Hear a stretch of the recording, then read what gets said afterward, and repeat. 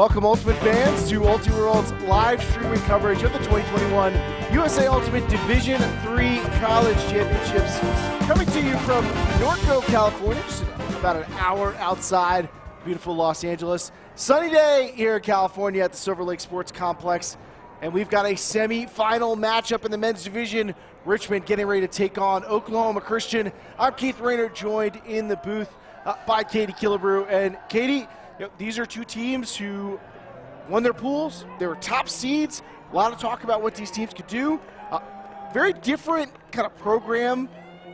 Richmond, a team that was competing for a national title back in 2019. Oklahoma Christian in their first season ever in 2019. Now here they are in the semifinals. Yeah, in their first national championship. I mean, a lot of these players seem to know each other really well. We have some top club prospects playing in this game in Kyle Henke. Really a big pickup for Oklahoma Christian. Henke, a big name, but not the only high-impact player on this OC team. And, of course, a number of big-name Division III players on this Richmond roster, as well as including the reigning Donovan winner, Harris Cannon. But this should be a very interesting one. Oklahoma Christian surviving, really. A lot of very close matchups on their way to this semifinal.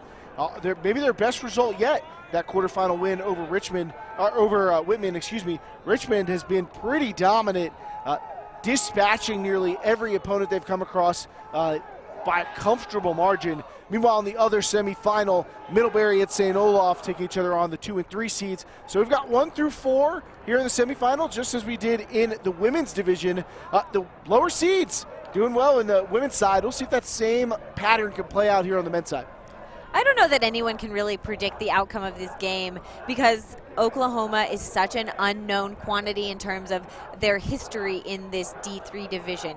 I think that we've seen the Spider Monkeys Richmond's team getting very excited before the game, yelling for each other, lots of cheers, but the one that really made me laugh was he said, "To glory!" and they all cheered. So all sorts of hype happening on this game. You might not see the crowds around it, but because a lot of other players and teams have left to go to D1 semis at a slightly different location. But this fan base actually is really strong from the parents and alumni supporters. They're all here to pump up their teammates. But I don't think anyone is going to get quite as hype as these players on the field. They are here to play. Big, energetic sidelines for teams that have waited a long time to get to this point. But don't say that nobody can predict the future of how these teams are going to do, because prognostication is like 25% of our brand. So fair. I certainly try and remember all the ones I got right and just forget about the ones that I missed, Maybe I should just say no one can 100% accurately predict what's going to happen in Ultimate. Anyone can make predictions or guesses, hypotheses, if you will. But in fact, it is what happens on this field today that counts and goes down into the annals of USA Ultimate and Ultiworld history. It will be the opinions after this result that will stand. That's one of the things we all love about sports. On paper, you can prognosticate, you can try and line teams up, figure out who's got the superior roster, who's got the matchup advantage. But what matters is how they perform, and these teams will be put to the test. Richmond in red, pulling, and then offsides to start this game off. A little too excited. Yeah, offsides no longer resulting in a loss or a re-pull. It will just immediately be bricked by this team. Subsequent offsides will again have more yardage penalties. So disc being walked up and tapped in by Elliot Moore. He's one of the key throwers for OC, and a sliding catch by Kyle Henke. Catch attempt. But yeah, an incompletion. It was a drop. So Richmond picks up.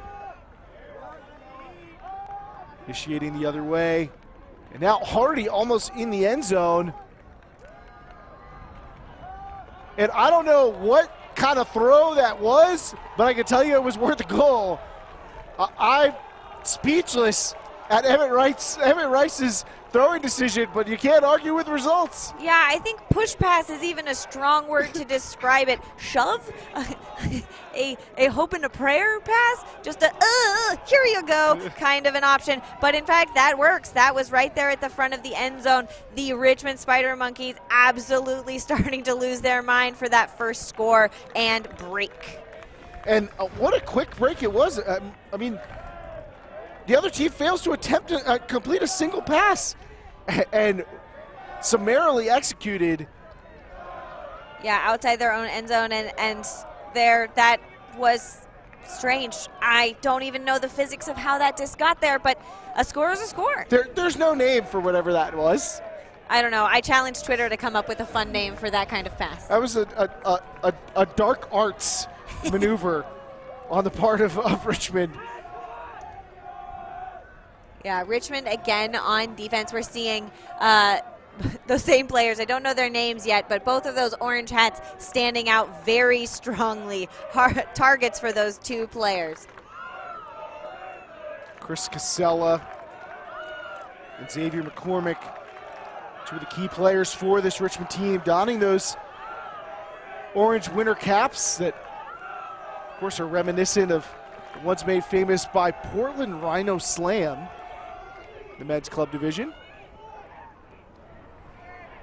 Don't know if that's the connection, but these two guys certainly stand out on the field. Elliot Moore looking deep, not dissuaded by the mistake on the previous point, going right back to Henke, and Henke fights off Cannon with the score. Players exchange a low five, and now both teams exchanging scores, 1-1.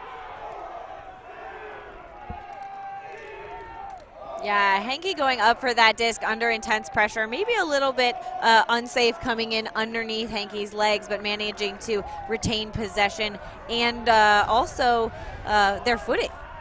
This was just such a big flick going up the entire length of the field, space there, and you can see that body contact after Henke has already caught the disc. Henke and Moore, both players coming over from Texas, competing together in the AUDL.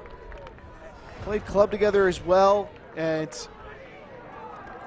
these are two players who've seen a lot of high-level ultimate and are big additions to a roster to compete, particularly in Division III, where not that many players have that level of experience.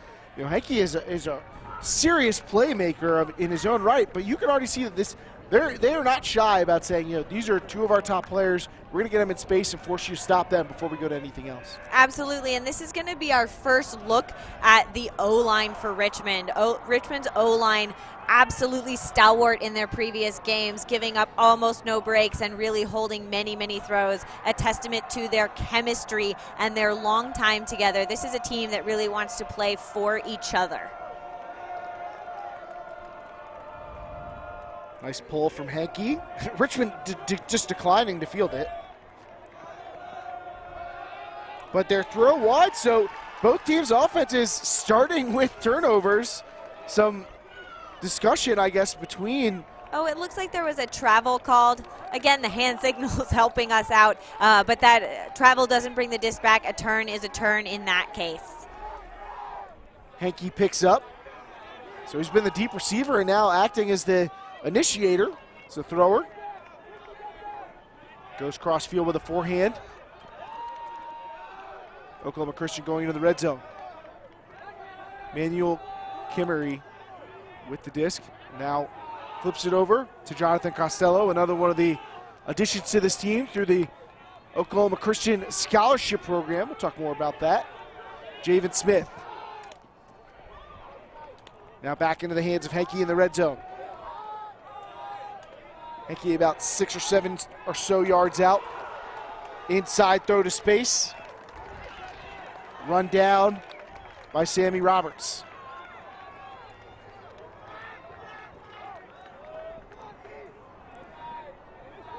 Henke getting in nearly every other and going frequently to that step out inside break backhand. And now he ends up getting the goal on the scuba. Costello right back to Henke. Oklahoma Christian breaks back. Yeah, another very interesting, non-traditional throw for that score. A flat floating scoober, but clearly Hankey knew that that was coming. Costello just lifting that one over the stack, and Hankey making himself a threat at basically right after he's gotten the disc. And I think that's a great tactic as a player, remaining active, presenting options for your throwers, and Hankey knowing that he can play make if the disc comes his way. So it's partially on him to make sure that he's involved. Don't want to be passive as a receiver. No, and I think that being in the break space like that, the defender just went off trying to get into that onside field position, leaving Hankey open. The coach kneeling down, all those players getting together. They're going to try to get another break here. It looks like maybe they had an intense conversation in these short in-between times to figure out what they're doing. And hard to talk about OCU, the Eagles, without talking about the scholarship program. I mean, that is the story that really broke this team onto the scene in 2019. Basically, showed up out of nowhere, started a new program, and were offering scholarships for players to come play at their small school in Oklahoma. They brought in some fifth years from then runner-ups Air Force, and now have added some new stars to the team. And this basically untried at any level of North American Ultimate. So we're seeing the experiment play out. Pistolesi looking deep, contested catch, second effort, bounces out of the hands.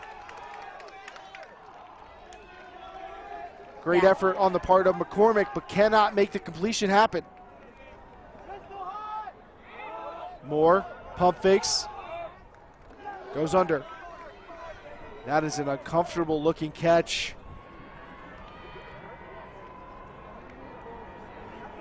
Yeah, player going down on the slightly unstable landing after that jump up to catch the reception. It looks like it's going to be an injury substitution. That player looking a little bit uncomfortable, being helped off by their teammates. Eli Johnson, the player involved in that injury, and we've seen these field conditions have certainly led to unsteady ground, and players have had trouble with ankles and knees throughout the tournament thus far, and unfortunate, especially given that a lot of players maybe not at peak performance given the long absence so many have had from Ultimate. Hankey, not a bad substitute if you're going to swap somebody in. Yeah, pickup field, not surprising given how close all those players are together. Yeah, nice little bunch in the middle of the field, little hangout session. Hankey resets.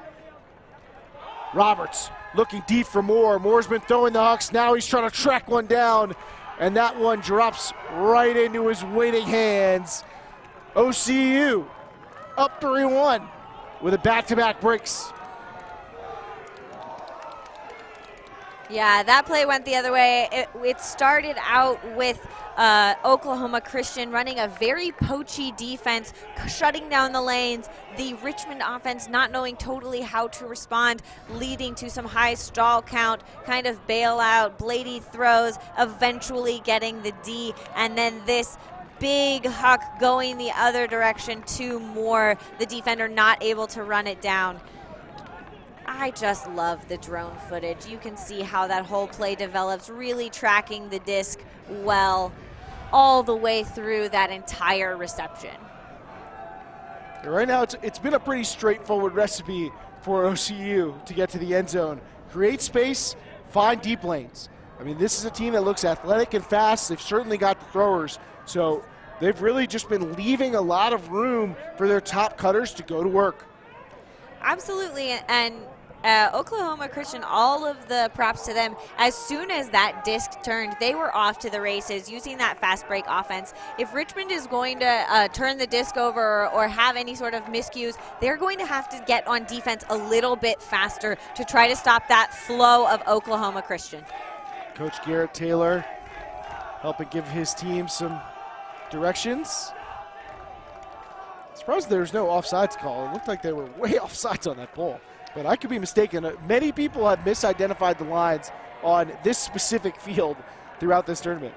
Yeah, that pole sailing out of bounds, giving this chance to set to, this offense a chance to set up with a look. You can see those poaches in the lane facing backwards right there, moving the disc off.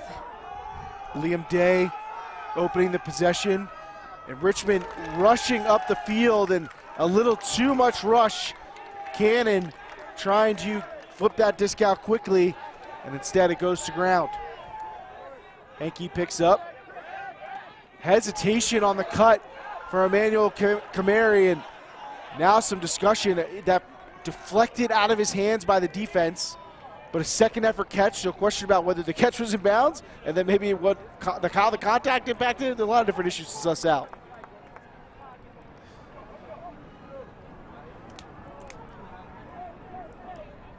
Yeah, the observer, that's the audio you hear. The observer, you can hear the wind picking up a little bit as these two players continue to discuss what happened. It looks like Kamari is calling a foul, and then the other player is talking about where and when that disc was caught. We can see here on the replay with Henke picking it up, and play out of frame. And Kamari will keep the disc. The observer rules that there was a foul. So they'll begin possession, holding with Henke behind them to reset. He fakes and then drops it off for that reset. Henke around to Henry Groves. Henke getting a full die and a touches.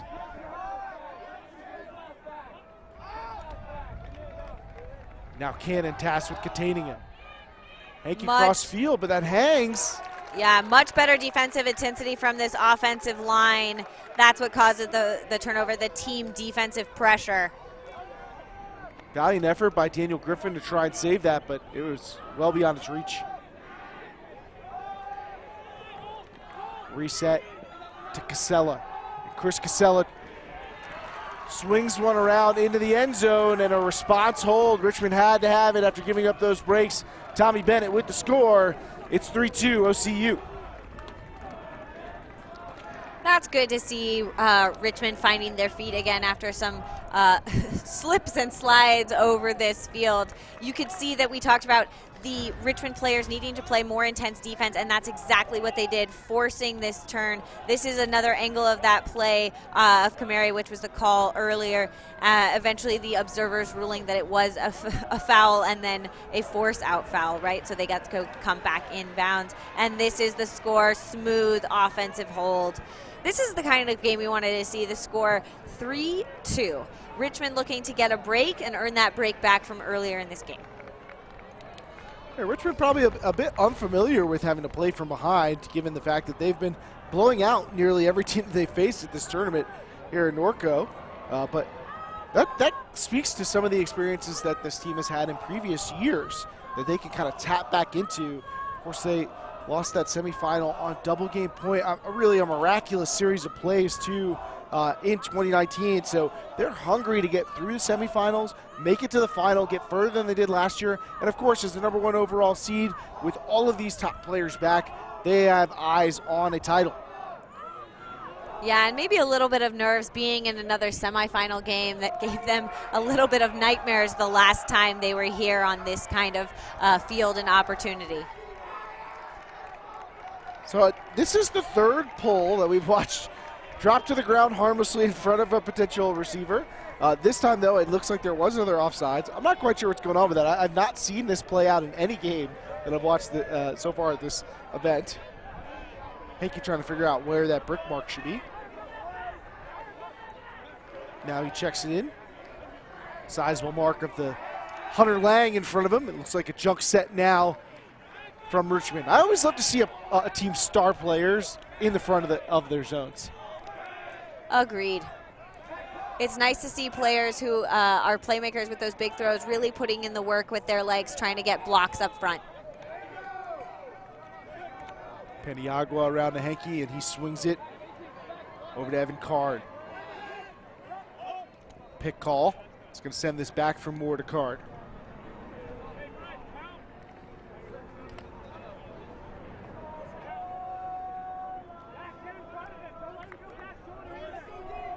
Matchup defense now. Richmond looks like they have transitioned out of their junk set. Tight on each of these OC cutters. Not necessarily on the reset. Paniagua, nicely delivered break backhand to Moore, and Moore immediately fires to the end zone for Henke, his favorite target, and that's the kind of athletic catch Kyle Henke makes with regularity. He strikes again as OCU gets their 4th goal. Yeah, really nicely delivered throw to Henke as the wind begins to maybe pick up. I keep saying that like it's going to happen, and then the wind dies back down just to play with my emotions. But that throw really going counterflow. The entire movement of that offense has been going and going and going towards our far sideline. Moore looks up and sees Henke, and it delivers it all the way across the field. Maybe not perfect, but Henke able to make that athletic grab to retain possession.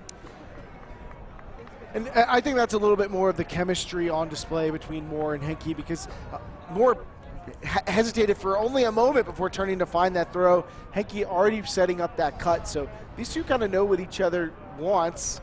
And Henke, famous of course for his greatest when he was playing with the Austin Soul in the AUDL. It was a play that made it all over Sports Center, and is one of, if not the most watched play in all of Ultimate. It reappears into my social media feeds every once in a while. I don't know how it continues to find new life, but a remarkable play by Henke and the kind of playmaking athleticism that he's made his trademark. Absolutely, and now this D line for Oklahoma Christian looking to extend their lead by getting a break here. I think that Richmond desperately needs a hold, especially if this wind continues to pick up. Good to see Johnson returning to the field after leaving with an injury earlier.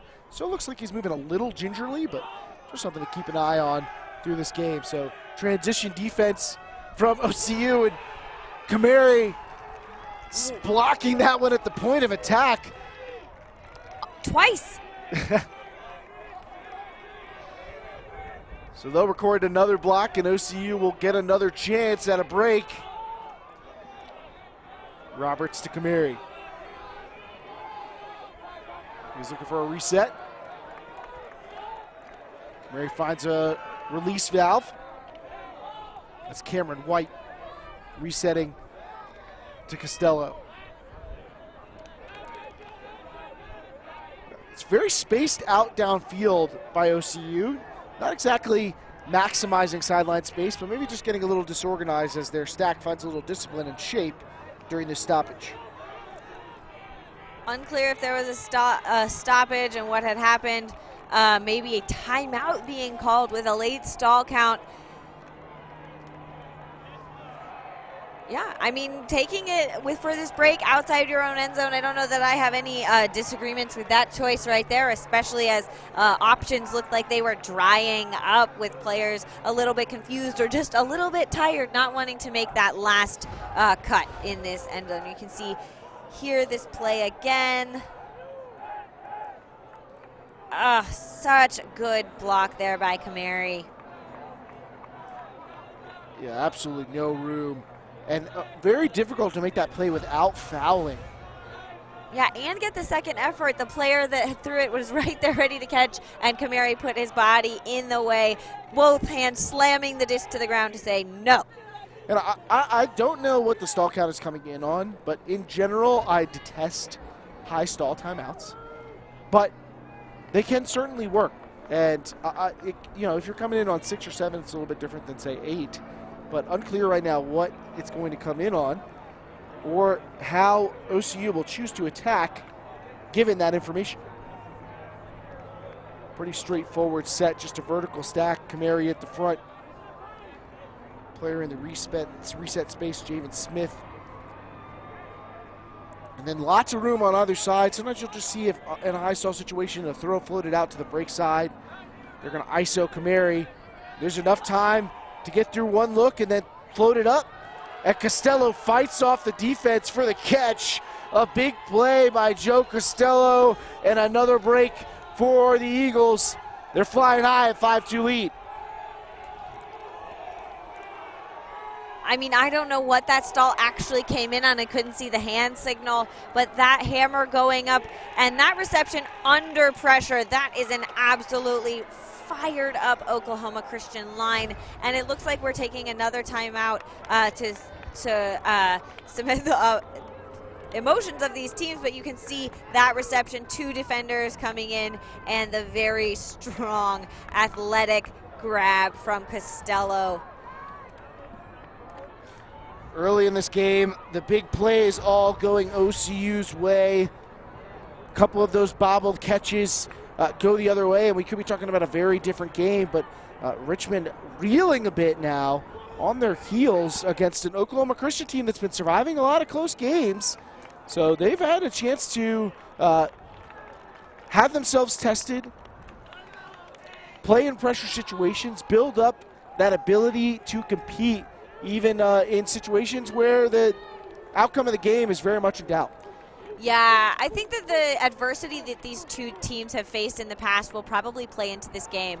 I, as a coach, never want to go into an elimination game without having a game where my team struggled, where we had to figure something out, because you don't want to have to necessarily struggle in these moments, and I think that that's what Richmond is facing at the moment. They haven't really been tested as much in this tournament, and at the moment when they're facing this adversity, we'll have to see how they respond to being down 2-5 in this game. I always say, you want to take a punch first. You want to have one land on your jaw so you know how you respond. Is it Mike Tyson who's credited with that quote? Everybody has a plan until you get hit in the face, something along those lines. And I think that you need to go through that experience, that kind of panic that sets in when you're suddenly getting kicked around by a team on the field, figuratively speaking. And you don't want that situation to be completely unfamiliar when you're in the most important moments of your season. Exactly. These are high pressure moments. This team having lost in the semifinals before, feeling that panic maybe a little bit, and not responding well to the pressure so far that Oklahoma Christian have been putting on this team. We'll have to see as they respond to this short, maybe trying to roll pull. Ooh, a sliding stop. I love high effort pull coverage. Love it. Casella underneath. And again, I think a brief transition for OCU. I mean, it's just a couple of passes that they're staying in a junk set. Maybe trying to take away a pull play. It's now Pistolesi. Man, they called simply Pistol.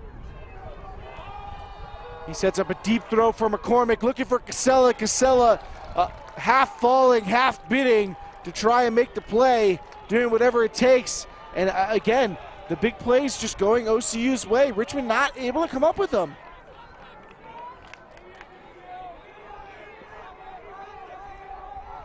Paniagua resets it. Roberts with the travel call. Confusion, I think, from some of the players. One of those rules that's recently changed, travel not stopping play. Now deep shot going up, looking for Henke, but 2 defenders there, so Henke will have no shot. Well defended by Richmond. Yeah, and that wind has stayed around. It's not really enough to stop these big throws, but certainly enough to affect them. And that one just not going exactly to the receiver of Henke. So full 70 to go, and there is a little bit of a breeze, maybe more than we've seen most of the day, but that's not going to dissuade a deep shot going up. Liam Day firing that one. A number of help defenders coming from OCU, and that ensures that Emmett Rice's effort will go unrewarded. I love that layout in the sun. The sun starting to set, shadows lengthening, lighting up the dust on that layout. Henke picks up, goes to work. He and Sammy Roberts just working it between one another as they wait for the cutters to break, open some space downfield. Right on time is Garrett Houston. Kamari resetting. Power position for Henke. Kamari taking off. He's going to try and hit them. with a deep shot, 3 red jerseys underneath it, and Cannon's the first one there. And that's the third straight Huck, really, if you count Richmond's, where the throw is let a pack of defenders get underneath it. Yeah, conservation of greatness there, getting the D and then walking away to set up the stack. McCormick underneath now. Continues to Pistolesi. Pistolesi gonna dial one up for Casello, who gives chase. But not gonna win that race. No, really putting on the Jets there to try to get that reception, but just too far away. The wind is coming from that far sideline towards the camera, a crosswind that this is starting to affect those Hucks. But clearly not the Huck decisions, because they're still choosing to throw it. Richmond asking a lot of Chris Casello on this point, making that deep streak and also diving earlier for that cross-field throw. Roberts holsters a deep shot and resets to Henke. Richmond trying to help one another on these potential deep shots, and that's opening up some of these unders. Kamari and Paniagua working amongst each other, and now Henke's got it. Air bounces one past the defense. Kamari looking to get it back on the give and go, but Houston goes elsewhere. And there's almost a delay here for the OC Cutters, that kind of hesitating for a second. That seems to be freezing some of these Richmond defenders. Great cut by Kamari. They get open for a nice reception just outside the end zone, and then throw it at the defender's back. Confusion between Kamari and Henke about which direction Henke was going to want that throw sent, and that hesitation sets up a turnover. Pistolesi taking off, Casello throwing it. A reversal of roles, but Pistolesi comes down with it. Fast break opportunity for Richmond, a completely uncovered receiver, and Pistolesi takes his time, leaving that one into the end zone for Liam Day. Richmond with a crucial score to make it 3-5. I don't understand totally how Day was so uncovered. I mean, we've seen this Oklahoma Christian defense be very close and stifling.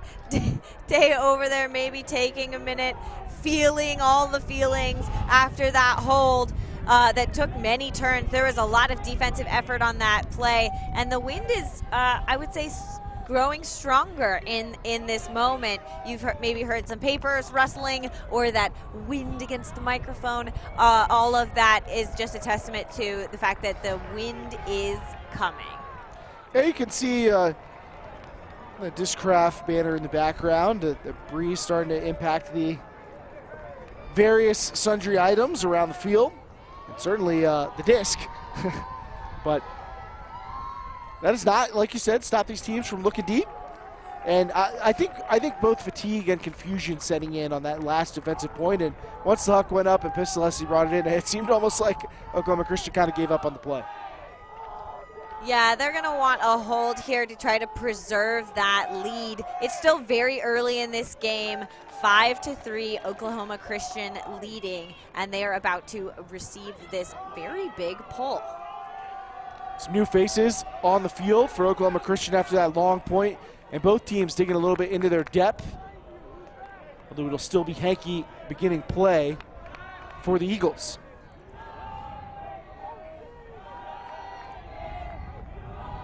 Yeah, that pull landing inbounds and then rolling out the back of the end zone, so Henke will take it on the front end zone line, which is in fact that blue line on the field.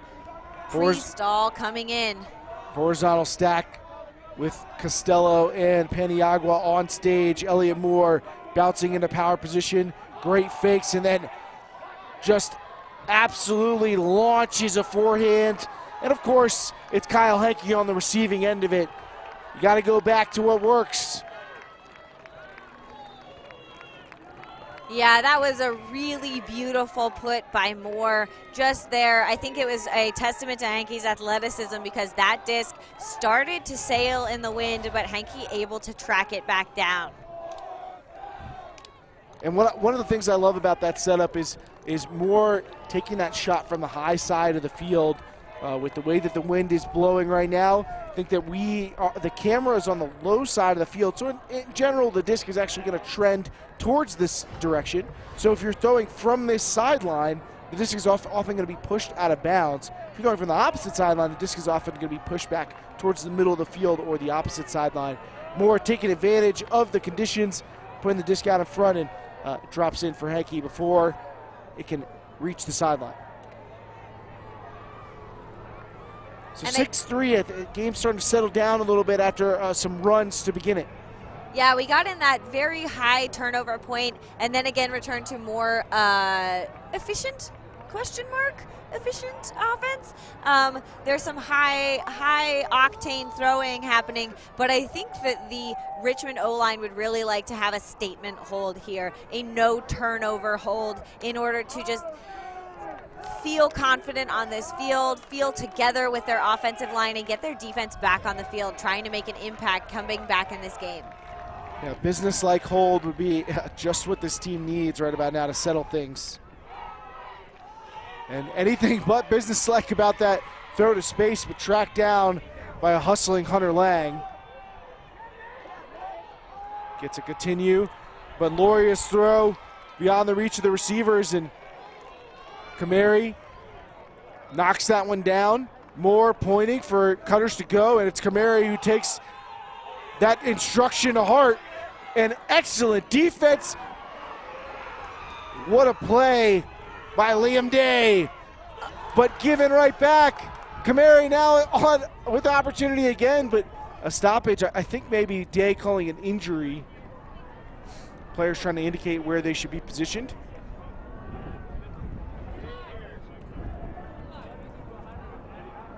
Day sliding there a little bit on the field, walking off under his own power, but maybe just needing a break after that exceptional defensive play and the heartbreak of the quick turn. The wind doesn't seem to be affecting the Hawks, but I think it takes extra mental effort and attention in order to make sure that all of your dump passes aren't affected. Making sure you put enough spin on that for your teammates, giving them a chance to catch it easily. McCormick coming in for Richmond, and of course, it's Henke coming in for OCU.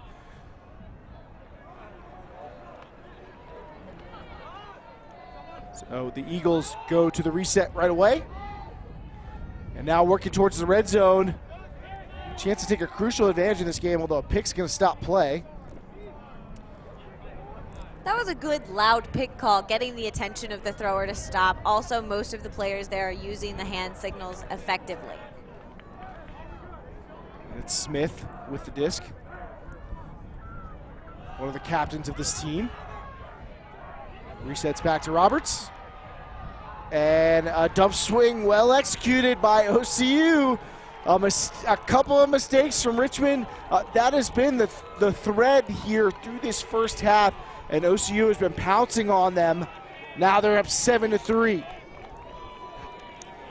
Yeah, Henke coming in for that on that injury substitution and making the most of it, that break opportunity, really using that ability. Again, a timeout called by the Richmond Spider Monkeys in order to regroup, reassess. It seems like they have been making plays and then just turning things back over a little bit, not totally taking care of the disc or respecting the high-flying defense that we've seen coming in from this Oklahoma Christian team. Is this what you expected to see going into this game?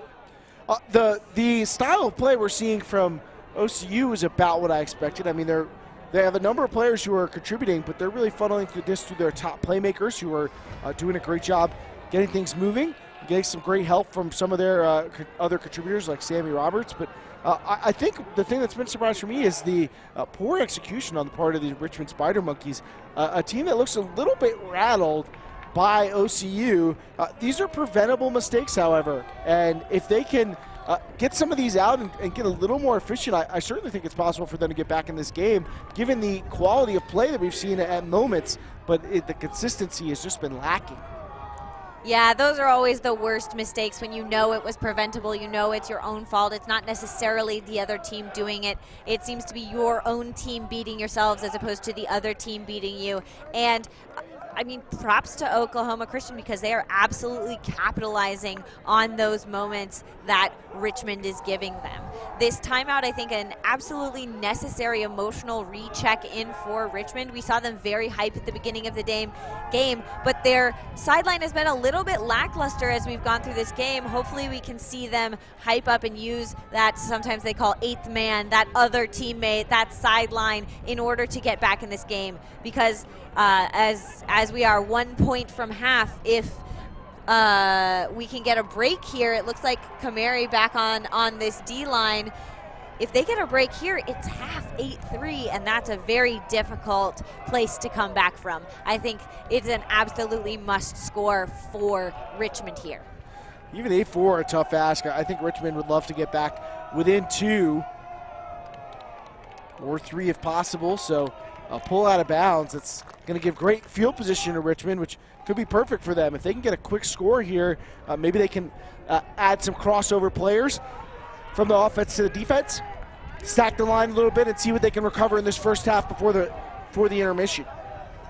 Yeah, short field is exactly what Richmond wanted, and that out-of-bound pull currently costing many yards, maybe only 10 yards outside of the end zone. It's basically red zone offense at this point. Yeah, this is a drill you do in practice all the time. And Lang will check it in without a reset, so empty backfield for him. And goes to the inside break, and just a bit too casual on that throw. Elliot Moore with the layout block, and he picks up looking deep right away. No surprise, fires one for Costello. One-on-one, Costello with Pistolesi. Pistolesi ends up in a position where the only way I think he could have made that play is fouling. So forced to back off, and Costello with the fast break timeout. Yeah, I think a good pullback from Pistolesi. You really want to respect other people's bodies, especially at this point in the day. You don't want to see anybody else be injured unnecessarily. Great defensive bid from Moore, who immediately went to huck it after that. Almost the full length of the field. It turns out that poor pull didn't end up affecting them nearly enough. Just another error in execution from Richmond. I mean, that is a golden opportunity to punch in a quick hold, which is pretty much right on script for them if you want to make a comeback, and they throw away the first throw. And then just to add insult to injury, they then give up the deep shot right away, and not really on the fault necessarily of Pistolesi, but how many times do you have to see OCU dial up a deep shot, especially from Elliot Moore, to know that that's what you got to expect? I don't know. I feel like I say the same thing to my players over and over, and in those moments, in the heat of play, sometimes it's hard to remember that you have to immediately absorb that error and play defense. So out of the timeout, Costello. Backhand force from Richmond. That's going to potentially open up some of the inside lanes. And there it is, an inside backhand. Costello curling back after the upline cut, and Moore gives it to him. So all Elliot Moore and Costello on that point for OCU to take us to half. Eagles with an 8-3 lead, and it is all Oklahoma Christian. Yeah, this semifinal, I think we expect it to be a little bit closer. I think Richmond especially expected to be a little bit closer, given their absolute dominance earlier in the tournament, but maybe not having been challenged, these kind of plays, suddenly they're not able to come in those close. Wow, just such a beautiful layout from Moore. Really good offense from Oklahoma Christian. I mean, you can't argue with it. They're playing exceptionally. It's really Richmond who has to step up to the plate if they're going to beat this team. And Richmond looking a little shell-shocked as they head under the tent. Their leadership gathering to try and figure out what they're going to do in the second half. You can see Pistolesi and the others conversing in that group because they know that everything is on the line, everything that they've worked for. They have a number of graduate students who would love to leave here with a title, to bring one back to the University of Richmond, but they have a lot of work to do against a high-quality Eagles team to make that dream come true. So Richmond trailing after a series of mistakes and some big plays by the Oklahoma Christian Eagles. Kyle Henke, Elliot Moore, Emmanuel Kamari, and a number of other players involved in some crucial plays for OCU. Can they make it to the final in their first ever trip to nationals?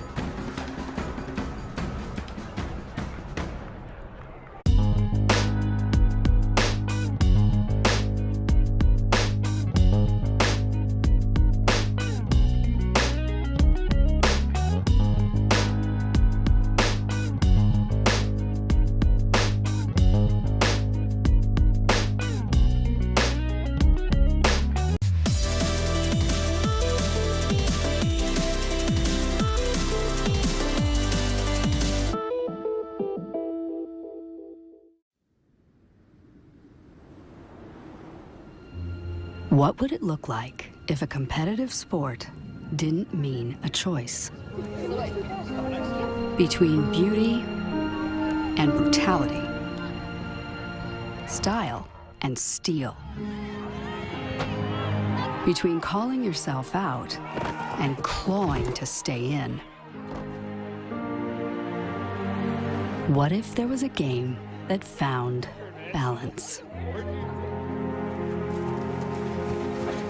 Between spirit and sport, agony and elation, like a disc dancing on air.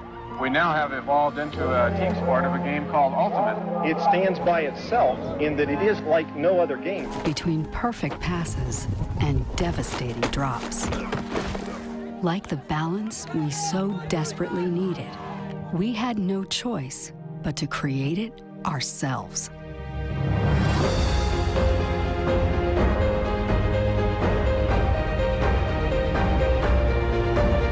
Long live grit and grace. Long live Ultimate.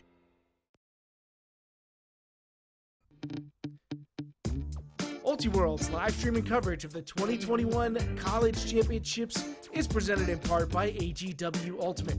You can find them at agwultimate.com, and they want to remind you, just say no to Big Ultimate. Welcome back to Ultiworld's live streaming coverage of the 2021 USA Ultimate Division III College Championships. Oklahoma Christian holding an 8-3 lead all over the Richmond Spider Monkeys here in the D3 semifinals. You can see Oklahoma Christian fighting for a spot in the final. They'll face the winner of Middlebury and St. Olaf. In the background behind us, St. Olaf at last count up 6-5 in that game. So a closer contest over there, but we've already gotten to half, so we're ahead on schedule. Now, Richmond, #1 overall seed. They have been kicking butt, taking names throughout this tournament, but now it's their name getting taken. When you're trying to come back from behind, Katie, what do you talk to your team about it in trying to get back in front of a team that's been outplaying you? I mean, you have to control what you can control. You can't control the wind, you can't control how the other team is playing, but you can control the decisions that you're making and the flow in which you're using your offense. I think that Whitman really needs to use their resets a little bit earlier. They're bowing into the pressure that Oklahoma Christian is putting on them, moving the disc, changing the point of attack, maybe not trying to gun all the way down the field because Oklahoma Christian has some very big, deep defenders, moving the disc a little bit more effectively on the width, especially if this wind picks up. I don't think we've seen either team run a zone. I think we need to see some different forces, some different defenses. It's really going to be on this team to get a hold and then put their D-line on. That pull going all the way to the back corner. Very nice pull from Henke, and the errors just keep coming for Richmond. They just can't get it going. Turnover on a short field, so just past midfield. Going to be picked up by Roberts. Just rushing a little bit. It's so deflating as Kyle Henke breaks the ankles of his defender and then throws the cross-field assist. When it rains, it pours. It's pouring on Richmond. 9-3, the Eagles lead.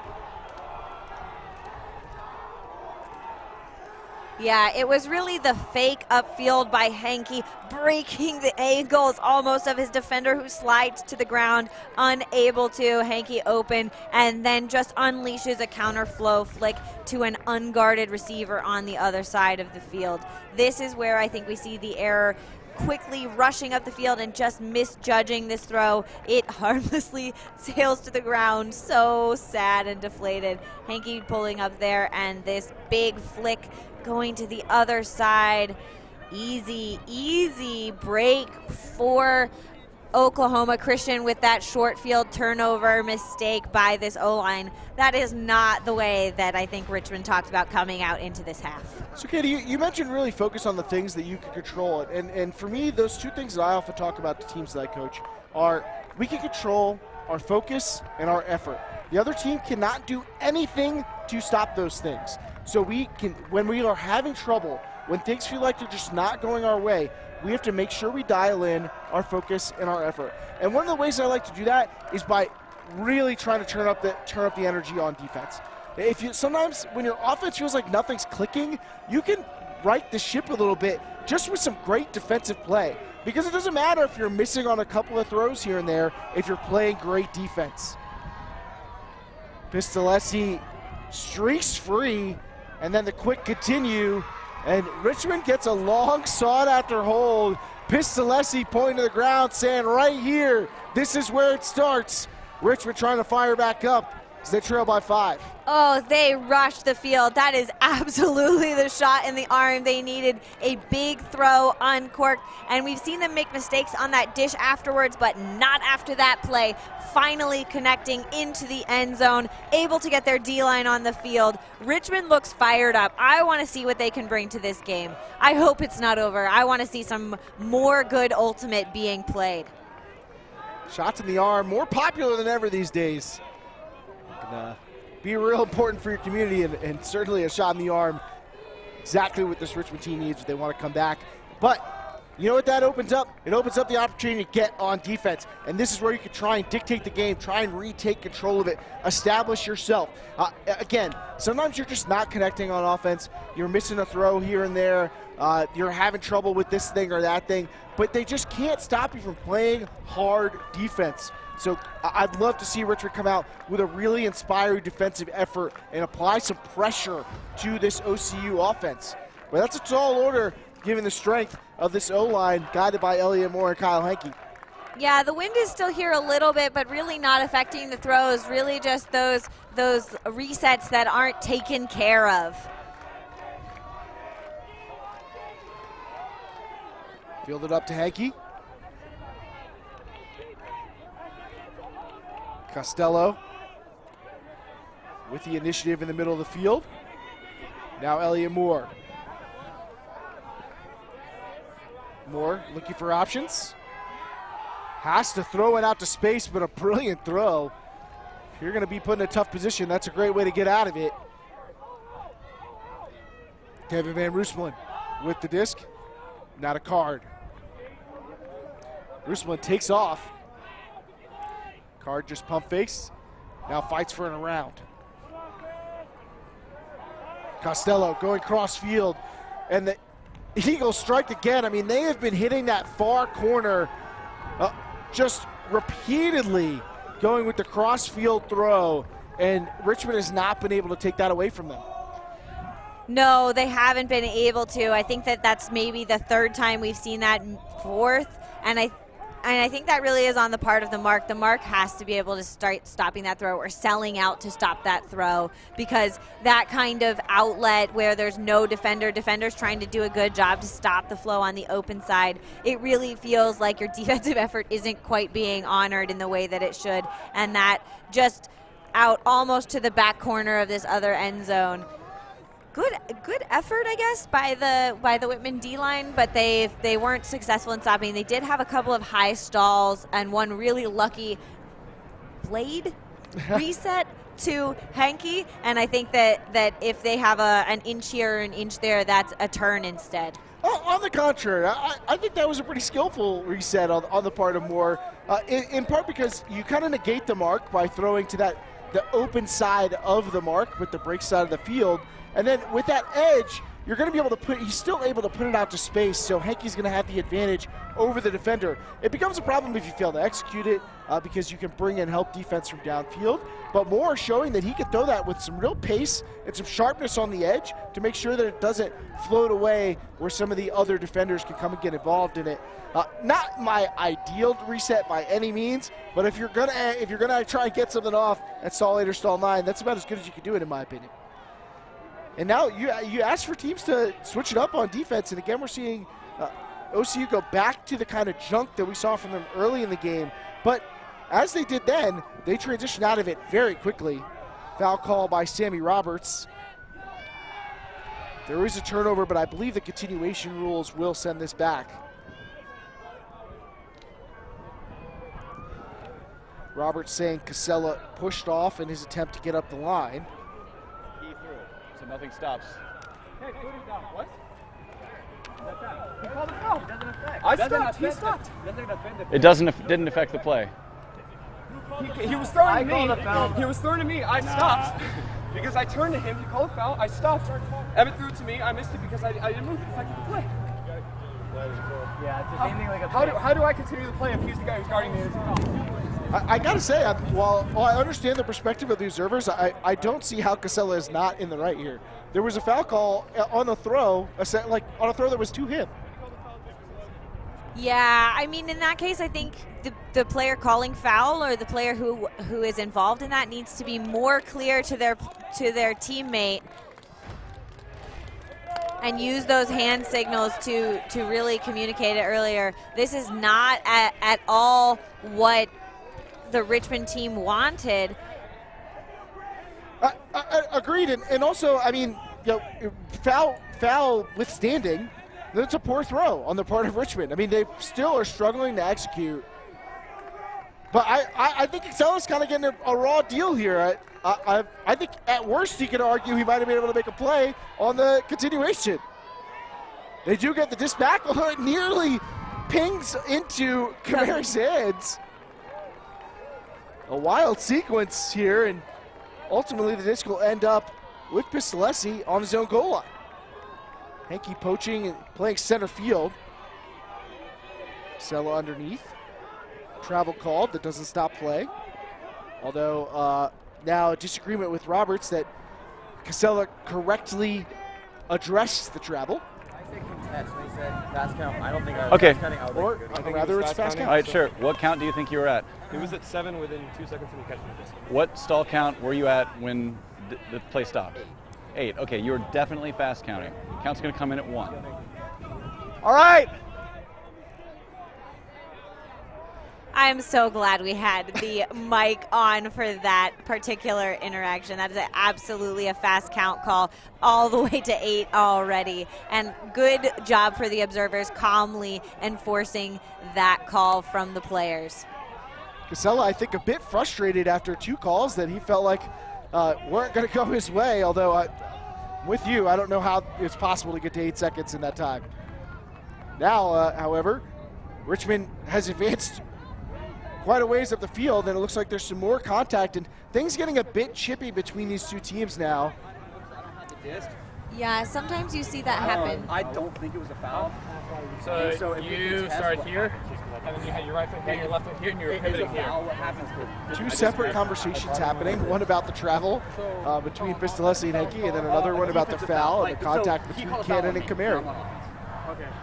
If I can test a travel call while he keeps following, what happens there? Okay, you can contest a travel, in which case play stops, and you figure out where it's supposed to be. You cannot keep stalling when you call travel. When you point and you have to wait. You have to suspend your count until he corrects his travel, and then you can restart. But he's contesting it. Coming in on 1. Do you agree that this is your pivot spot? Okay. Okay, so downfield is contested. Coming in on 1. So quite a bit to figure out, but I hope you did your homework because it was a long chapter. Yes, many rules being enacted there. Pistolesi finding just enough room to flip that one out to space. and Cannon's able to make the catch for the score.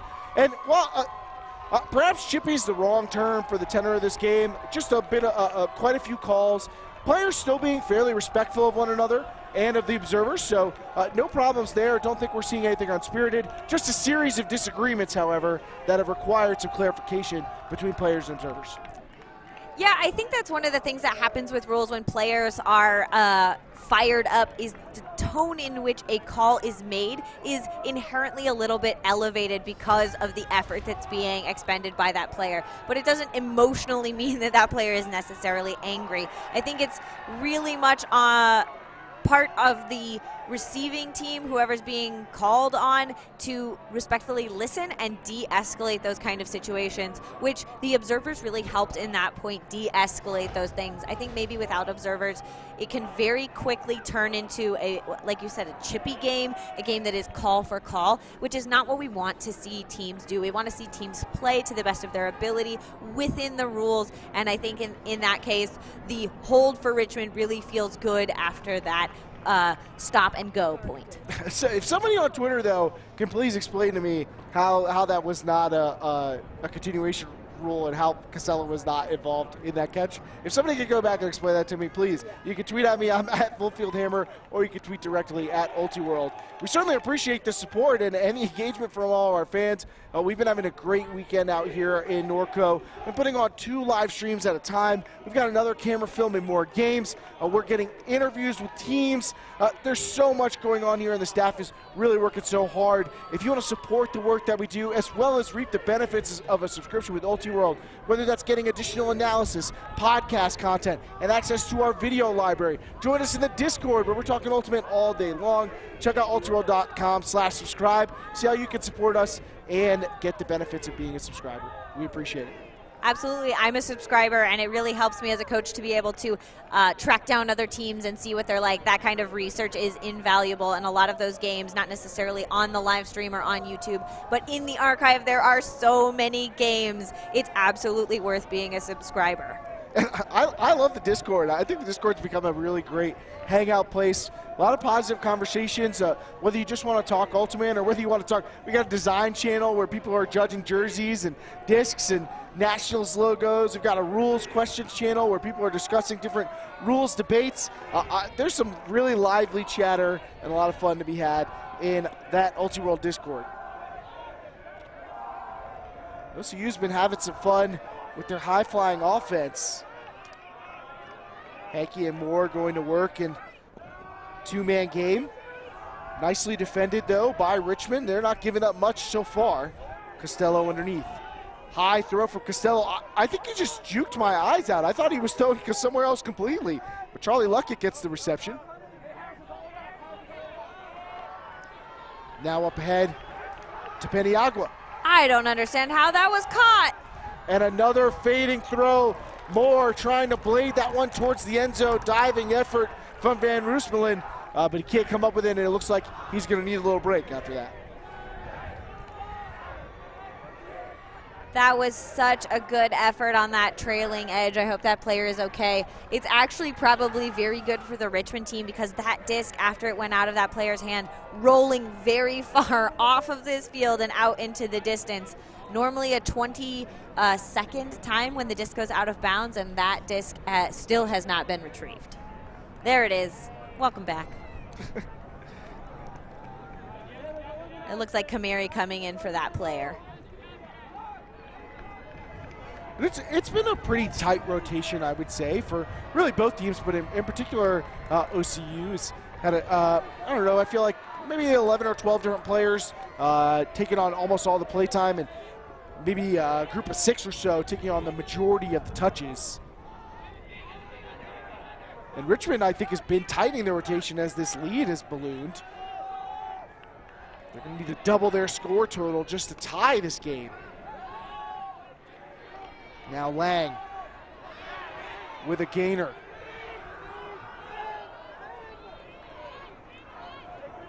Lang looking for a reset and not a lot of options, and that is a small space to fit it into. Casella comes up with the catch, and Peniagua is going to make a call. Looks like there's an uncontested foul, actually. I think maybe Casella called a foul, and Beniagro saying we're going to finish that discussion before we move on. Now Casella looking for a hammer. That one was a bit too ambitious. And Casella looking frustrated in discussions with his teammate after that turnover. Teammate saying, hey, we can find a reset. And Casella saying, none of you were open. Yeah, sometimes I would like someone to do a bad lip reading of Ultimate, especially given the gesticulation that happens. It could be you, Katie. It could be me. Be the change you want to see in the world. You're right. You're right. I think that's a lot of tape for me to go through in those Ultra-World offsides. Oh, a big layout tee and catch block. Two teammates teaming up for that right there. And Richmond absolutely hype after that defensive play, as they should be. That was such a good D. That is exactly what they needed in order to come back, like you were saying, from this deficit. Oh, that's the excitement I needed. I needed that excitement later in this day. That's the kind of plays we've been looking for them to play with all day. Coming up with that reception under pressure, and after the turnover on that hammer, that layout D through the middle. I am hype for them. Just great. That's one way to make up for red zone hammer turnover. I think the teammates can't be too mad at you after that. I would hope not, but I think that is the first break for Richmond. Couldn't come at a better time. Absolutely not. That's what they needed. We see some more people coming in to watch this game, a little bit more excitement on the sideline. There is more cheering happening as Richmond brings it back within 4. I believe that's the Richmond Red Hots, the women's team out of the University of Richmond, who was attending their first Division III college championships. Now here to root on their men's side, who could really use the reinforcements. Yeah, sideline energy should never be underestimated. Those voices making up calls, making your legs run further on defense, that pull rolling out of bounds again. That distance doesn't want to stay on this field. It's gone for a trip. It wants to go home. I thought for just a moment there that maybe the game had advanced past the point where everybody says he touched it after a pull rolls past somebody, but then alas, one player on field had to indicate, I think he touched it. I think he touched it. Just trust the observers know whether or not he touched it. Elliott Moore gets it under, and then this receiver completely uncovered. Cameron Wright just has some free time. Gets a couple yards out of the continue to Costello, and now Moore underneath. And Moore has just been able to get free whatever this team needs him to. Van Roosmalen returned to the field after taking an injury break. Up to Costello. Costello, great throw to space. Help defender tries to come on, but Moore to the end zone. And while Moore's been a present cutter, he's taken some risky throws, and that one intercepted by the Donovan winner, Harris Cannon. Yeah, Moore may be feeling that defensive pressure of 2 defenders and then making a poor decision. So Richmond, new life. The layout block by Chris Casella, setting up their first break. And now another chance after the big play by Harris Cannon. So their stars are really showing up.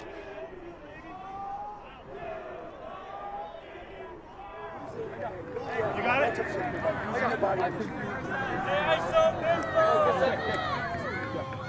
Maybe those contestants won't come to contest the foul. Calvin, ISO pistol. All right.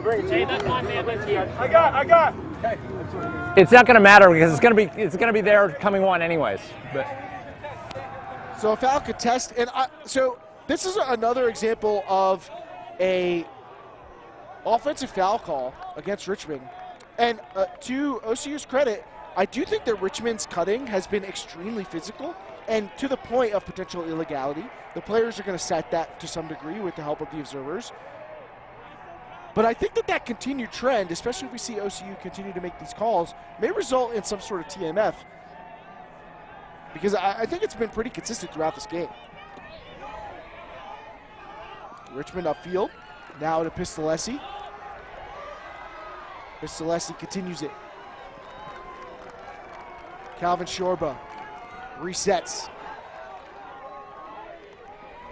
Excellent dump swing execution on the part of the Spider Monkeys. Gets them all the way from sideline to sideline. And then the flip into the end zone. Don't look now, but Richmond's on the run. Trying to get back into this. A couple of push-ups for Pistolesi. Shows I can throw the score and stay strong. Yeah, that Richmond side is really starting to feel the energy, really starting to get into it. Earlier in the game, I said that they were just throwing deep, making those execution errors, and I would like to see them come back under, grind that offense, and that is exactly what happened in this point. They looked off some of those straightaway deep cuts and then worked it into the end zone for that fired up score. The other thing is, it feels like it's been a little while since we've seen one of those quick scores out of OCU, the kind of thing that might be able to silence the crowd, so to speak. You know, one of those isolation looks from Moore to Henke or vice versa. And I wouldn't be surprised to see if that's what OCU tries to dial up here. I also wouldn't be surprised if Richmond comes out with some sort of junk look to take that away. Yeah, Richmond was getting beat deep a lot early in this game, which led to that big run that Oklahoma Christian went on. They were just getting beat deep, and I think that they've really made an adjustment, their coaching staff getting involved, to stop those deep looks and make Oklahoma Christian throw a lot of throws. Oklahoma Christian wants to throw and go. They want 2 throws or 1 throw scores, and when they've been forced to throw many more throws, slowly we see Richmond inching back into this game with wearing down that offense, making them make mistakes. Tynan Englert and Keys Patty coaching this Richmond side and making some adjustments that have really helped spark this run.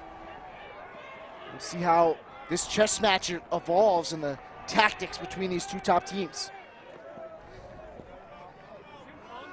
Right up ahead and another layout block for Chris Casella. That was right here in front of the booth, and we saw that safe angle coming in. The player getting blocked looked absolutely flabbergasted. Where did he come from? Casella has it going right now, and I kind of want to see them feed the hot hand. McCormick, high backhand around. Jacob Pickett gets it back to McCormick. Casella near the front cone. A counter bid this time. Casella just past the pylon. Inside break, Richmond scores again. The run continues. Can the Spider Monkeys climb back in? Well, if they are anything like their namesake, it is all they do, climb back all day long. This sideline is absolutely hyped up. Their defense is making big plays. And then, unlike earlier in the game, they are poised with it on their break chances, not throwing it away. Instead of taking those risky deep looks, you will see players holstering, moving the disc, and that's the kind of ultimate that they need to keep playing to come back in this game. I would say if there's a team that now looks shell-shocked, it's almost Oklahoma Christian. The emotional swing in this game absolutely going the other way. Charlie Eisenland and I discussed on our podcast Deep Look the nature of momentum. You know, some people feel like it's a myth. Momentum is a social construct, so to speak. And whether or not it's true, you can see that it is present in this game. Now, it is potentially simply within the control of the teams to have that management of their own emotions. But either way, right now, you can certainly feel that the energy has been pulled into this Richmond side and yanked away from OCU. Maybe if it's not a momentum, it's just belief. I think for a while in this game, there was a lack of belief on Richmond. It's like they didn't believe that they could keep scoring. They didn't believe that they could get Ds. And then suddenly one player decided, you know what? I'm going to go get a layout block. And with the rest of that belief coming in so strong for this Richmond side, suddenly we see Oklahoma Christian maybe beginning to doubt. Chris Casella is the little kid who starts believing in Santa Claus and powers him back up. It's that time of year. It is. It's nationals right around the holidays, folks. and the volume is really turned up. And this is one of my favorite parts of nationals. Semifinals, the sidelines start to get packed, the intensity is higher, the stakes are maximized, and you can feel that energy starting to take shape around this game. Moore and Henke looking to settle things down. Henke takes the centering pass and looks up at a static group of cutters waiting for something to happen. Moore bids to save one, looks deep. And you got to think all of his huck fakes are pretty credible at this point. Help against Henke. Moore looks elsewhere.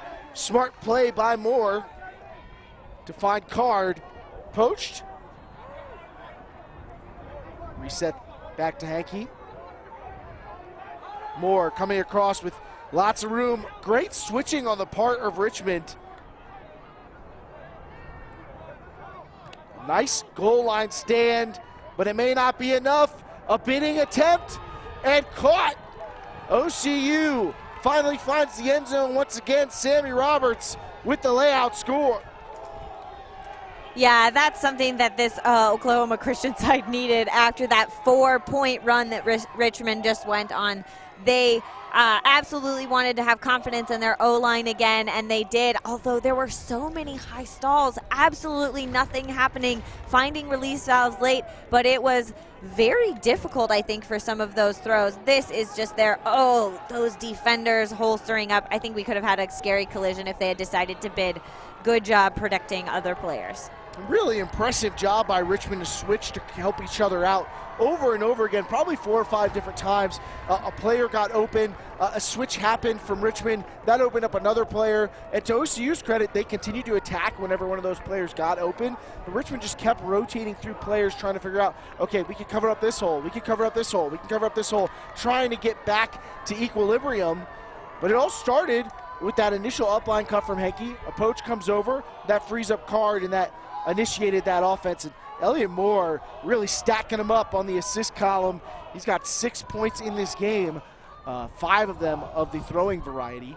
Yeah, I'd love to see a stat from him that has layouts to save possession, because my teammate throw me a very poor reset, because I've seen at least 6 of those in this game, really laying their body on the line to get all of those possession-saving grabs. And Moore, for his part, he's contributed a couple turnovers to the effort here. But right now, 11-8. This game's starting to feel like it's getting into its most pivotal moments. How will Richmond respond? They had all the energy after that run, and now OCU finally scores. And the reality of a 3-goal deficit may be setting in a bit for Richmond. Casella wide open, but that doesn't dissuade another huck. And Kyle Henke, I don't know how he landed on his feet after going up huge with a left hand, but the powerful leap and the graceful landing for Henke, the judges give it an 8. I just don't know why they throw it deep. They need to churn under, keep it away from the area that Henke is under.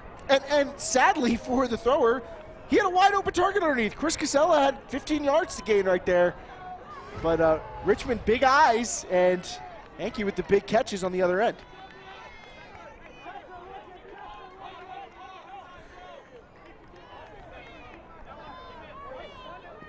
So now reset. Roberts up to Kamari. They're completely unmarked. Backhand call coming from the sidelines. Yeah, the coach desperately trying to communicate to the on-field players. Kamari on the attack, working with Henke to try and find a reset, fights for the around. Good defense, but the offense keeps possession. Looks like a timeout from Kamari.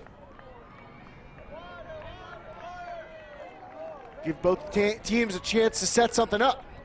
Yeah, that might be a high stall count coming back in for Kamari.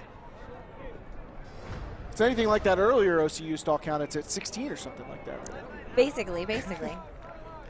Look at that play by the athletic Henke. It's like 2 different moves in one. I mean, he goes up with this incredible play, and then just on the way back down, it's like he slowed back down. Really remarkable athleticism. Yeah, good knees. Scary given the things that we've seen over these past 3 days on these fields, but Henke, who's no stranger to injury, has had to play through some injuries. I mean, I've seen this guy play with a cast on one hand and play one-handed before. I don't think that seemed like it slowed him down probably very much at all. I think this Richmond side needs to get a stuff block here. They're going to really be looking to stop, and when they get another chance at offense, they have to retain possession, really value this disc if they get a chance at it, because this game with only 13 minutes or 14 minutes until we hit that soft cap is slowly they're gonna run out of time to make a run back in this game. You know, Katie, I know we showed a lot of love to the orange hats, one being worn by Chris Casella, but at this point, if I'm Casella, I might want to get rid of that, because my instruction on OCU would be like, if you see the orange hat, don't throw it. So you don't want to make yourself stick out a little too much. I mean, it would be a very sneaky change-up to make yourself a target and then remove it. Or give the orange hat to somebody else. And again, the cross-field looks from OCU. They had 3 waiting receivers and come up with 0 catches from that. Yeah, I'm glad to see that the late stall count, low percentage throw not rewarded there, and this Richmond side gets another opportunity at their O point. Casella walks it up, puts it in the middle for Pistolesi. Pistolesi, low throw, saved by Emmett Rice. Rice quietly piling up 3 goals, an assist, and a stoppage.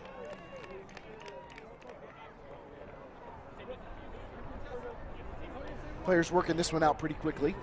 Yeah, and calmly. I would say that Kamari is the spirit nominee for this Oklahoma Christian team, and they're playing tight defense and then calmly talking about those calls. Those are the kind of plays we want to see players making, and clearly why he is the spirit nominee for this team. Lang gets the around for Bennett. This is a huge opportunity for Richmond. Cannot be understated. Chester Todd. Lang getting it regularly on this point. He has been the engine for the offense on this possession. Yeah, we're finally getting to see those handlers start to move much more effectively, grinding underneath, and that's what's working for this Richmond offense. Lang with the around. I'm not sure if the defender got a piece of that or if Lang just lost control of it, but a brutal reset error for the Spider Monkeys. Yeah, I think that defender got a piece of it. That looked like a hand block to me. Javen Smith coming up with a huge block. I mean, you said Richmond might need a stuff block, and it's OCU gets it instead. Some help defense off the back keeps Kyle Henke from getting a huck. Kamari comes under and taps it, catches the second effort.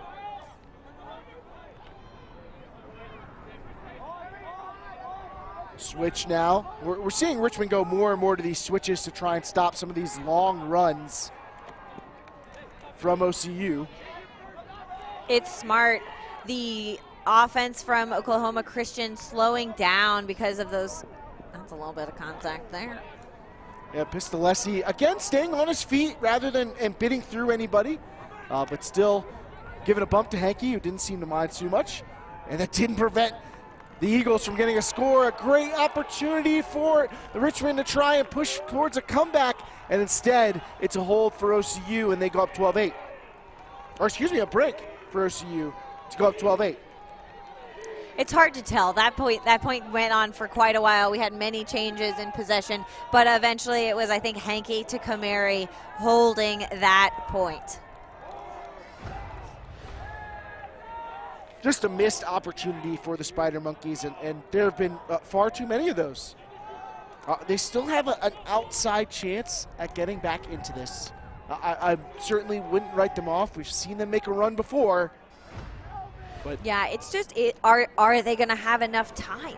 Are they going to have enough time to come back in this game? Because these points aren't short. They're going back and forth. There's a lot of intensity, and I think that if Richmond is going to make a run, they have to do it now, they have to do it efficiently, and they have to immediately get back on the field to start the next couple points. Otherwise, they're going to run out of game time to make a comeback here. They're going to have to contend with Kyle Henke, although Henke taking a little break. Coach Taylor talking with the defense about how they're going to approach this. I wonder if they make Friday Night Light references with Coach Taylor. It's certainly possible. Taylor doing a lot of drawing. I'm not sure if he has like one of those eraser boards or something on there, or if he just has boundless pieces of paper. But a lot of diagramming to be happening mid-game. I feel like you don't see that frequently. Maybe once or twice during a timeout, but he's doing it literally between points. Many points. I think maybe we have to go over there and talk to him about his coaching style after this game, understanding what he's trying to do with his players. Maybe it's something we can incorporate into our own coaching regimens. Maybe he's just playing hangman. We don't know. High stakes hangman. And speaking of high stakes, how about this hammer?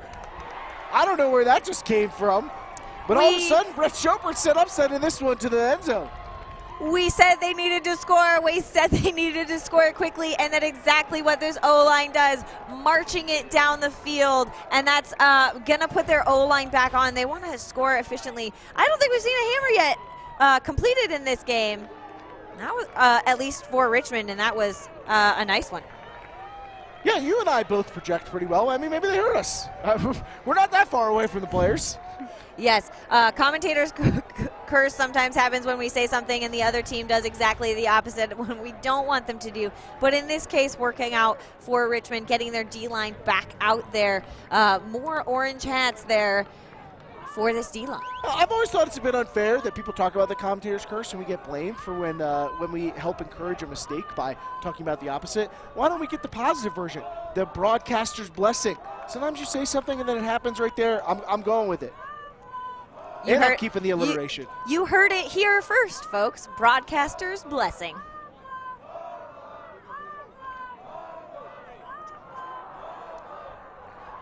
So Richmond's defense back out, and that's exactly who they need to be out on the field to get back into this game. Turns out your offense can't get breaks, so they need to stay on defense as much as possible. The more D-line they send out there, the better that is for their fortunes.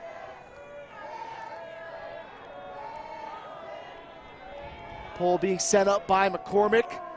Nice hanger, so his team will have time to get under it, although the coverage a little lackadaisical. That meant some free yards for Elliott Moore and Kyle Henke, and Henke's doing one of those long runs we've been talking about, going all the way from the handler space into the deep space. That pulls some help defense. Henke going back to the well for a second one. Harris Cannon trying to get there. Cannon knocks it away. Had to have it. Getting up big for that play as the sunlight gilds it with the slanting lines coming in as the sun starts to go down. That is a big D on Henke there. And interesting, Henke making the deep cut, cuts off the deep cut after the help comes, but then as soon as the disc moves, makes the same cut again, and that one freeing him up. Great job by Harris Cannon to make the play, and any shorter, and he doesn't get there. These resets are making me nervous. I'm clutching the cord to my headphones, waiting for this to happen. Pistolesi with room to fire one. He does. Elliott Moore in the defensive coverage and can't come up with the play. Richmond gets exactly what they need, a break. The drama building, folks. And that brings Richmond back within 2. Woo, we have 5.5 minutes until this soft cap horn goes off. If they can get another break and bring it back within 1, this game could certainly be winnable for Richmond. Oklahoma Christian really needs to calm down, punch this in, because they don't want to have their very big lead. I think the biggest up 5 points, 10-5, 10-4 they were up. That 6-point lead now shrunk to 2. Yeah, we've seen this game get back to 2 once in the second half. It was 10-8 briefly, I believe. But since it was 4-2, Oklahoma Christian has been in control of this game. Yeah, Richmond went on a 4-point run earlier in this half. They're currently on a 2-point run. Can they extend it? Can they bring it back? It seems like eons ago, but Richmond, I think, broke to start this game. I agree. This has been a really back and forth game. This sideline is amping up even more as we watch the poll about to go up. So the Spider Monkeys trying to fire up for a comeback. Casella with the pull and another offside signal. I think I've seen one offsides in the other 10 games that I've commentated on during this weekend, and I think this is the fourth one this game or something of that nature. I think that disc went far away again. This disc just continuing to roll out the sideline, making it difficult. In terms of timing, this is actually maybe something that's going to get pre-stalled. If it lands out of bounds, they're going to bring it back in. I'm kind of surprised we don't have an extra disc near the field, just to switch them out. So Henke's going to get quality field position, though. And, of course, he will be met by Harris Cannon, who seems to have settled in as the Henke matchup. It's a fun one to watch. A near poach block to begin this possession that frees up Paniagua. Looking for Costello. Inside break. That one nearly tailing away.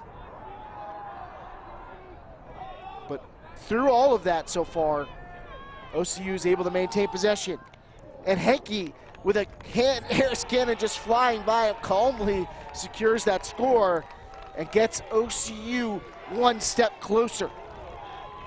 Yeah, it looks like Richmond has switched to a backhand force for the most part against this team, which is getting them stymieing the flow of Oklahoma Christian a little bit, but they're retaining possession with that short field, making quick work of this defense. There are, again, some good switches and some good layouts, but not quite enough to get the turn there.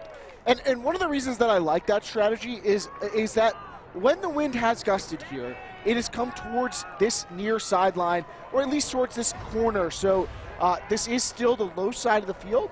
By forcing backhand, you're going to encourage the other team to play more from this low sideline when they're going from right to left. But that has not stopped Kyle Henke and this offense. I mean, you see the stats. We talked about Elliot Moore at the time. He had 1 goal and 4 assists. Kyle Henke out scoring even that. Now with his 8th point in this game. So 5 goals, 3 assists. He's figured into 8 of the 13 Eagle scores. Yeah, and again, we're not quite at cap, so this is going to be on the Richmond O-line to try to score as quickly as possible with only 1 minute and 46 seconds until cap goes off. As a reminder to those, cap means that the next point, it will be +1, and that will be the new point total that we're playing towards. And stop me if you've heard this one before, but we've got an offside signal.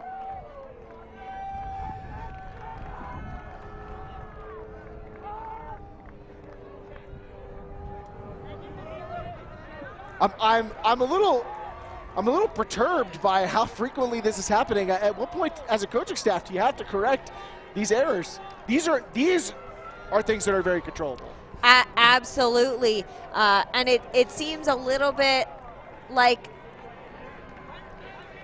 the team is flustered, unsure when the disc is coming in.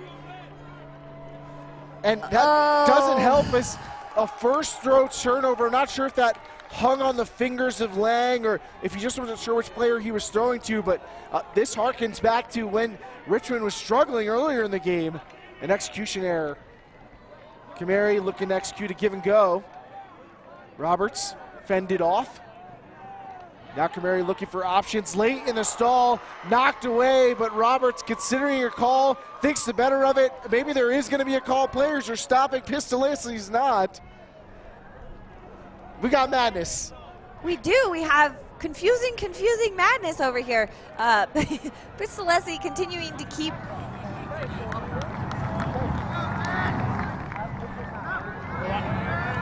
I'm pretty sure we have a false stoppage here. No call. Players expected Roberts to make a call. His body language was not exactly clear, and so players just stopped as if there was a call.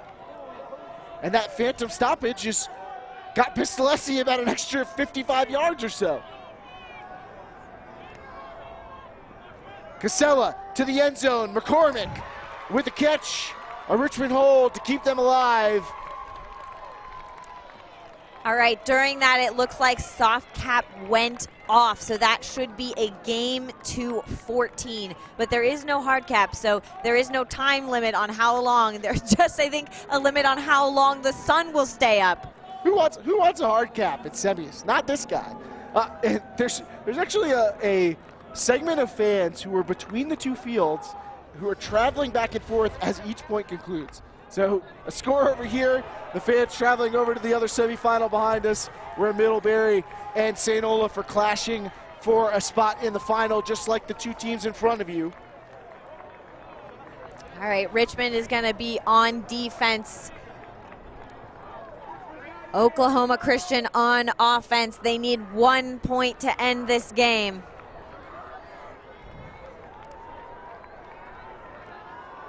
And I can imagine you're probably going to see a lot of Elliot Moore and Kyle Henke. Yes, it looks like the observers are having a discussion, which is why this point isn't quite starting. But you can see in the replay there that score coming efficiently after the confusion of that point. And Coach Taylor actually gesturing to the clipboard that he has in front of him. And to me, that would imply that there may be some discrepancy about the score. It also could be the time that cap should go on that they're discussing. Where's the, do you have a program with you? Looks like they're going to get some clarity about the rules from the program itself. Soft cap 90. Soft cap for D1 semis and D1 and D3 is at 145. I'd love the horn right now then. So it did go on game to 14. Game 14. Game to 14. Game to 14! Game to 14! Some misunderstanding about the cap timing and whether or not it was appropriate for it to be applied now. Decided that it was, so our broadcast was correct. I thought for a second they might come to us, Katie. You know, we've been pretty on top of it this game. As a coach, I'm not known for my ability to keep the score very well. I usually have an assistant coach to make sure that it's accurate, but I think I'm taking good notes here today. Oh, I'm an excellent scorekeeper. We'd make a great duo. There we go. Diving stop by Peniagua. I love it. You did say that was your favorite. Moore takes off. He's got lots of room. Henke fires it. Is this the score that sends OCU to the final? Knocked away by Lang, and he looks frustrated, implying a call for Moore. I'd like to see the replay on that because that looked like a pretty clean D from here. All three players going up. And honestly, I'm of the mind that even if there may be technically a foul, it's just hard to justify it on a throw to three defenders with one offensive player there. Replay, I think that was a clean D, the contact coming on the way back down. I agree with you. Okay, guys, it sounds like a foul contest. You're both good with a foul contest? Back to the thrower. I'm a little bit surprised that Lang did not want to go to the observer on that, but he doesn't have our perspective on it, so. No, and really it's a choice between does the, I mean, I don't know if they were in, but they were very close. It may have been a score, right? Or do you send it back and retain possession? I think as a defender, you have to resort in not letting the other team score, well, giving your chance of player. Given that there was no catch, even if it was decided as a foul, I think Moore would get it on the goal line. But obviously still not a great position with the season on the line. So Henke gets the disc back. And that was a bit of a blown switch on Moore in that situation, and that is freed up and open wide underneath. So now Henke back under to Van Roosmalen. Now Roosmalen looking for options. It's another receiver taking off, forced to go for a reset. It's been upline to Henke all day, and the poach comes over to help, but there's a call on the throw, I think probably a travel on Van Roosmalen. It's also possible it was a stall call. We haven't seen an answer. We can only hear the wind of the observer. It is a stall contest, judging from those hand signals. Disc will come back. I'm a firm believer that stall is the most contested call in Ultimate. Got to be like a 80% contest rate. I would love someone who's into statistics to go back through game footage and figure that out. I don't know that I can disagree with you anecdotally. Now, we have seen in this second half, Richmond has been kind of spying these Henke up the lines, trying to get help coming from upfield to prevent these rangy throws up to Henke. I don't know if that's something that we're going to continue to see, but you can see all these red jerseys around as Henke goes up the line. Yeah, swarming defense.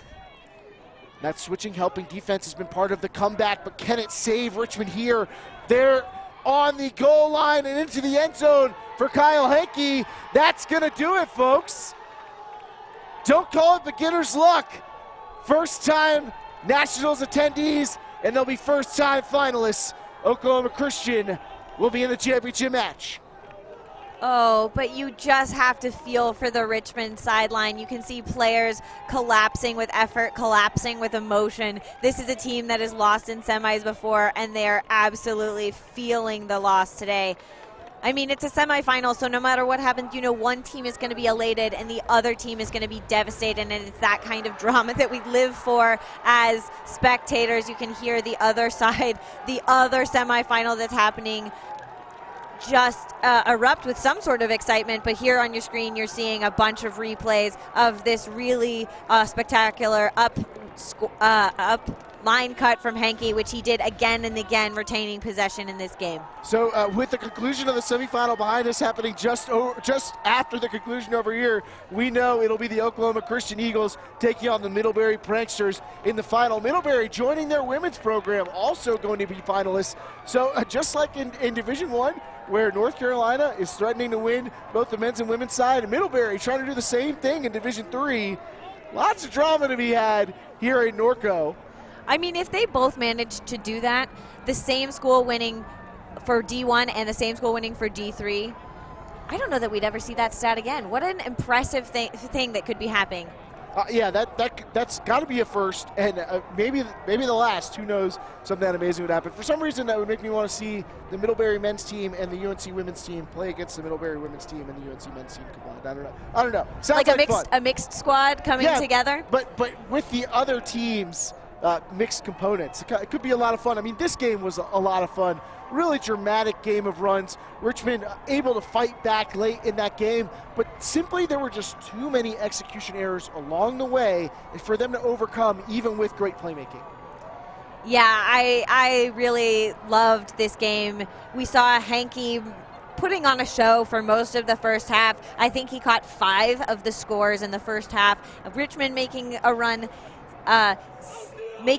in that second half, putting up 4 points in a row to try to come back, but eventually running out of daylight, running out of time before this very strong Oklahoma Christian team could put the final nail in the coffin to Richmond's season. Heck, this Richmond team showing a lot of heart in the way that they fought back in this game, but that comeback effort coming up just short. But you know what? What makes it sting is that it felt achievable. Clearly they had the talent, but they mostly got in their own way during this game. Credit to Oklahoma Christian for their ability to make big plays on offense, for some of the pressure that they apply on defense, but a lot of the errors on this Richmond team, just ones that I think they felt like they could have executed. What they couldn't do, however, was stop Oklahoma Christian. Elliot Moore, Kyle Henke, and the rest of this Oklahoma Christian cast, Emmanuel Kamari, Sammy Roberts, I mean, they were able to consistently find options, and that offensive excellence was just overpowering against Richmond. Yeah, and there's some highlight plays that they absolutely put up today. It was really a show on both sides of the disc, but I think that there was that I forgot about whatever that was. It seems so long ago now, but these big throws, big catches, making plays on both sides of the disc. Casella with the remarkable layout block, right in the nick of time. I mean, this team needed to have it, and that really brought a lot of the energy back for the Spider Monkeys. But ultimately, I mean, even with big plays like this one from Harris Cannon, it was that deep game and the activation from OC. I mean, they got a big lead. They made the big plays in the closing moments. A really clutch performance by the Eagles. Very much so. I enjoyed watching that game, but I also enjoy watching this kind of huddle.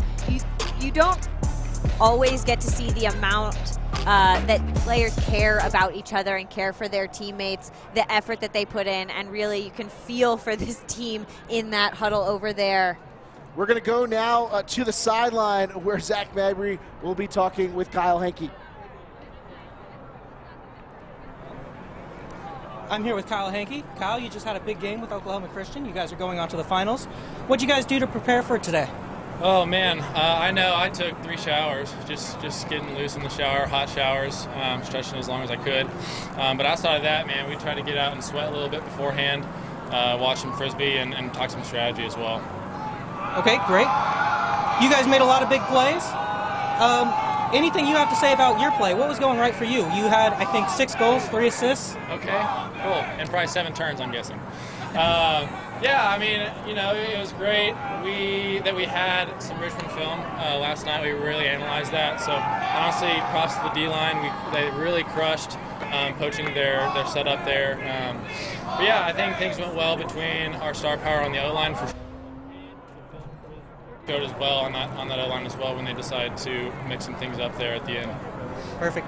And looking forward, it seems like you're going to be playing Middlebury in the morning. Do you know anything about Middlebury? Anything you guys are going to look to do differently? Any game planning you're going to do tonight? We don't know if there's any film on them, but we're a dominant team on O especially, so there's not much we're going to change. We're going to use our athletes and we're going to dig deep. Okay, great to hear. We're going to send it back to Keith. Thanks, Zach. Great to hear from Kyle. Hashtag 3 showers. I mean, now that if you take 3 for semifinals and you win, do you take 3 again, or do you have to take more to prepare for a final? It's unclear to me right now. I mean, what time of day is it? What is the temperature outside? So many factors to What's take in. What's the duration of the shower? I don't know. Exactly. On your screen, you can see the bracket: Oklahoma Christian against Middlebury Pranksters tomorrow. Someone break the news that there's definitely film of Middlebury, because we just had him on the live stream over here for that double game point win. A really exciting one. If you were watching this Oklahoma Christian game, probably going to want to go back and check that one out. And if you want to check out all the other film here, ultiworld.com/subscribe to help support us. I'm really looking forward. We are going to have those D3 finals tomorrow for you. You have to be there. After the way that these two teams just played and the plays that they were making, you do not want to miss this. Absolutely not. A great game. Really a pleasure to be here with the Ultiworld team this weekend, especially as we watch the sunset in California, moon rising behind us. Really a great day of Ultimate. And there's plenty more to come. We won't be broadcasting these Division I semifinals. You'll have to find that through USA Ultimate and ESPN. But we will be bringing plenty of coverage of those semifinals from Division I, as well as the finals from both Division I and Division III tomorrow. So you have to stick with us. We have plenty more to do. Check us out on either at ultiworld.com/live. There are subscription options. Follow us on Twitter. We've really got all the angles covered. There's no better way to feel like you're here in Norco than following along with Ultiworld. So this was a tremendous game. A lot of big plays on both sides, but it's OC that comes away with the win. Again, first-time attendees, first-time finalists. Maybe they're going to be first-time title winners. Oklahoma Christian 14-11. We'll catch you tomorrow for the final.